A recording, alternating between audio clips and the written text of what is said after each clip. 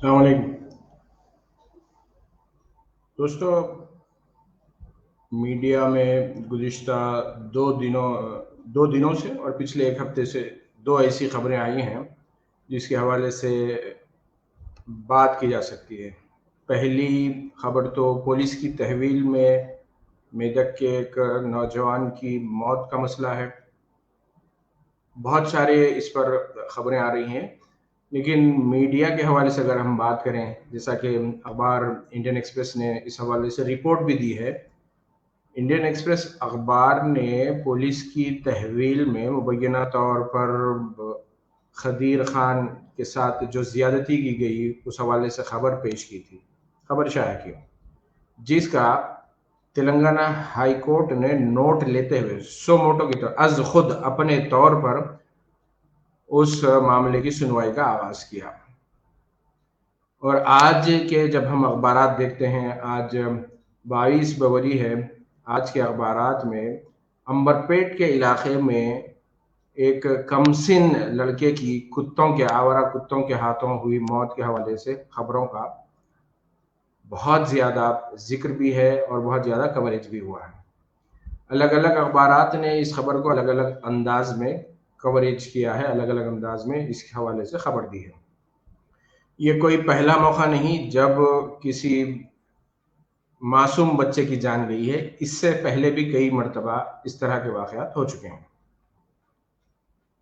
ये क्यों हो रहा है, इस हवाले से जो ज़रूरी बात करनी है, और मैंने जैसे अपने इस वीडियो का कैप्शन भी लगाया था कि अमलन अगर हम सुबह के वक़्त देखें, और ख़ास तौर पर जो मॉर्निंग वॉकर्स हैं या मॉर्निंग में जो सुबह के वक़्त जो मुख्तलिफ़ पार्क्स में जॉगिंग के लिए जाते हैं या खुले मकामात पर जो अ, सेहत के लिए चहलकदमी करते हैं, उनसे पूछिएगा कि सुबह के वक़्त अमलन हमारी सड़कों पर कुत्तों का राज होता है। और कुत्तों के हुकूक के तहफ़्फ़ुज़ के लिए जो सरगर्म तंज़ीमें हैं, वो जवाब दें, क्या उस मासूम बच्चे की जान को वापस लाया जा सकता है? ठीक है। मैं अब असल मुद्दे पर आता हूँ, जिसके हवाले से मीडिया को भी सवाल करना चाहिए और मजलिस बल्दिया जीएचएमसी, अज़ीम तर मजलिस बल्दिया को भी इस हवाले से जवाब देना होगा।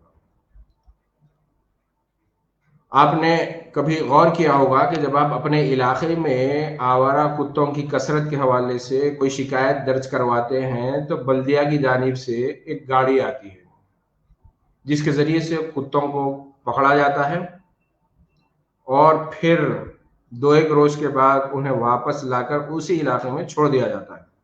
जी, तो बल्दिया की जानिब से आवारा कुत्तों को पकड़ने के बाद कहाँ ले जाया जाता है, क्या किया जाता है, ये जानना ज़रूरी है, तभी हम इस मसले का सही से और मुस्तकिल हल ढूँढ सकते हैं।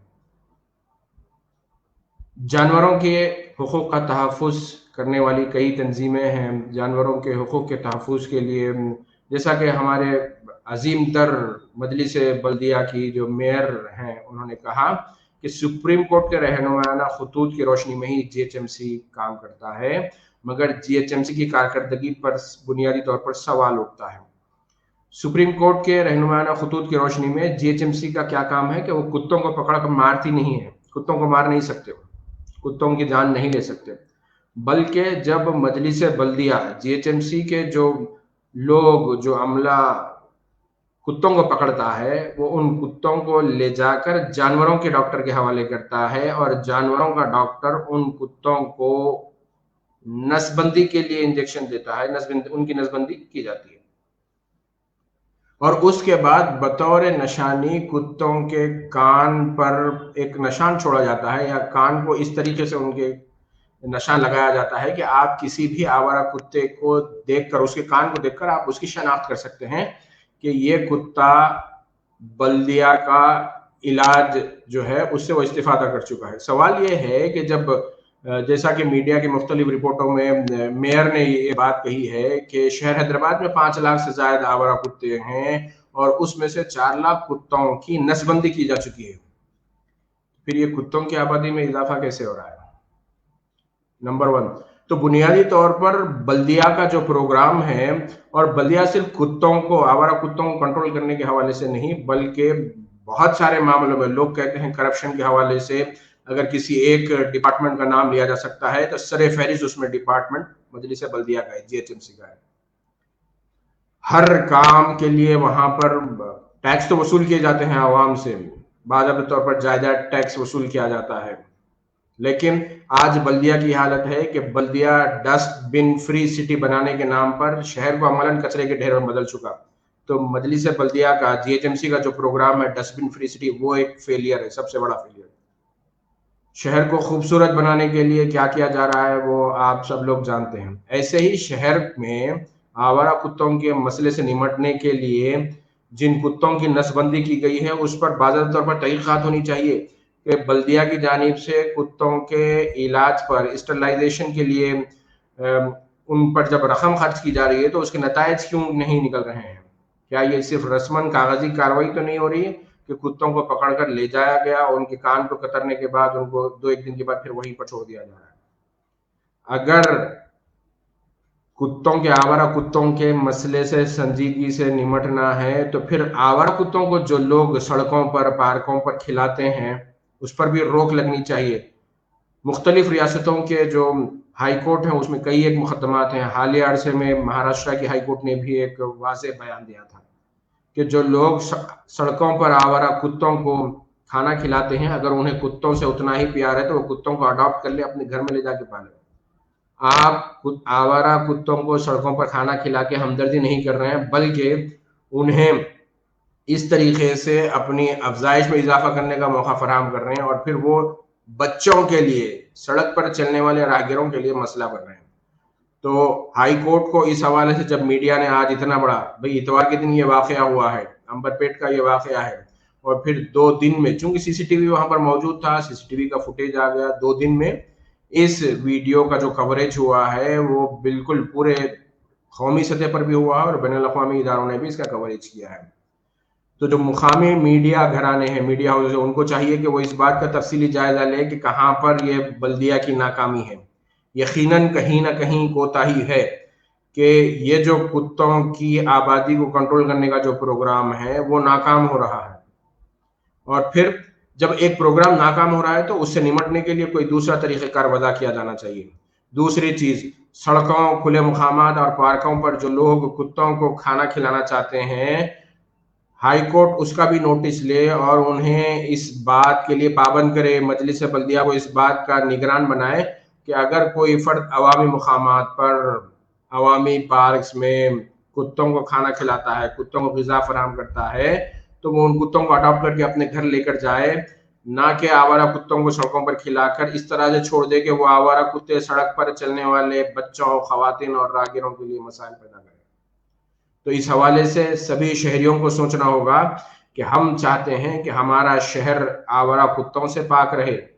हम चाहते हैं कि हमारे शहर में इस तरीके से ये जो हमदर्द आते हैं सुबह सुबह चहलकदमी के लिए, जो आवारा कुत्तों को फीड करते हैं, उन्हें उतनी ही हमदर्दी है तो वो बाज़ाब्ता तौर पर उन मजलिस बल्दिया प्रोग्राम बनाए। भाई जो आवारा कुत्तों को फीड करना चाहता है वो उन कुत्तों को अपने घर ले जाए और घर में रखकर फीड करे। कुत्ता सड़क पर है, आप उसे खाना खिलाकर छोड़ रहे हैं और फिर वो सड़क से गुजरने वालों के लिए मसाइल पैदा कर रहा है। और फिर जीएचएमसी का जो ये प्रोग्राम है, ये प्रोग्राम नाकाम है। इस चीज़ को समझना होगा। जिस तरीके से बल्दिया की इजाज़त के बगैर हम देखते हैं हमारे शहर में बेशुमार इमारतें तामीर हो रही है, बेशुमार ढांचे खड़े हुए हैं, कैसे मुमकिन है कि भाई बल्दिया का कोई ओहदेदार आ जाए, उसके हाथ गर्म कर दिए जाएं और फिर आप अपना काम कर ले सकते हैं। तो जिस तरीके से बल्दिया के दीगर शोबों में रुश्वत सतानी का चलन है, क्या कुत्तों की नसबंदी के हवाले से, कुत्तों के खिलाफ जो प्रोग्राम है उसमें भी कहीं कोई करप्शन वाला मामला तो नहीं है, जिसके सबब भाई 5 लाख कुत्तों की अगर आबादी है और 4 लाख का स्टरलाइजेशन किया जा चुका है, 4 लाख कुत्तों को पहले ही इस तरीके से नसबंदी के प्रोग्राम में शामिल किया गया है, तो कैसे इनकी आबादी में इजाफा हो रहा है? यही सोचने की जरूरत है और सवाल करने की जरूरत है। और सहाफत में सिर्फ एक बच्चे की मौत की खबर नहीं, बल्कि उन अवामिल की निशानदेही करना है कि मजलिस बल्दिया की जानिब से कितना अमला है, कितने वेटरनरी डॉक्टर्स हैं जो इस प्रोग्राम पर काम करते हैं। उन डॉक्टरों से बात की जानी चाहिए कि आखिर क्या वजह है कि कुत्तों को पकड़कर मजलिस बल्दिया उनको इंजेक्शन देती है, उनकी नसबंदी करती है और उसके बाद उनको वापस उसी इलाके में छोड़ देती है उनके हुकूक का तहफ़्फ़ुज़ करने के लिए। फिर कैसे उनकी आबादी में इजाफ़ा हो रहा है?